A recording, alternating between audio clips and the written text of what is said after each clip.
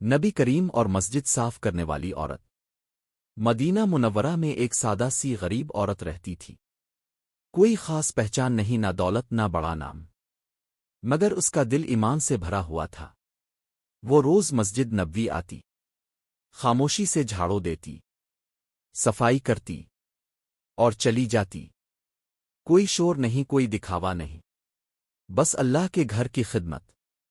لوگ اکثر اسے نظر انداز کر دیتے، مگر نبی کریم کی نظر سے کوئی چھوٹا نہیں تھا۔ ایک دن وہ عورت نظر نہ آئی، 2 دن گزر گئے۔ اپنے صحابہ سے پوچھا، وہ عورت کہاں ہے جو مسجد کی صفائی کیا کرتی تھی؟ صحابہ نے عرض کیا، رسول اللہ، وہ وفات پا گئی۔ ہم نے رات کو ہی اس کا جنازہ پڑھا اور دفنا دیا۔ ہم نے سوچا آپ کو تکلیف نہ دیں۔ یہ سن کر آپ کو دکھ ہوا۔ آپ نے فرمایا، مجھے کیوں نہ بتایا؟ مجھے اس کی قبر دکھاؤ۔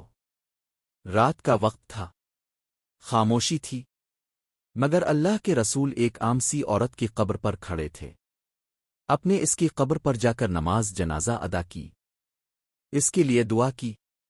سوچیں، ایک عورت جسے دنیا شاید اہم نہ سمجھے، مگر اللہ کے نبی اس کی قدر کر رہے ہیں۔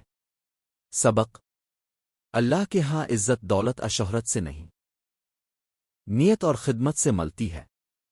جو کام چھوٹا لگتا ہے وہ اللہ کے نزدیک بہت بڑا ہو سکتا ہے۔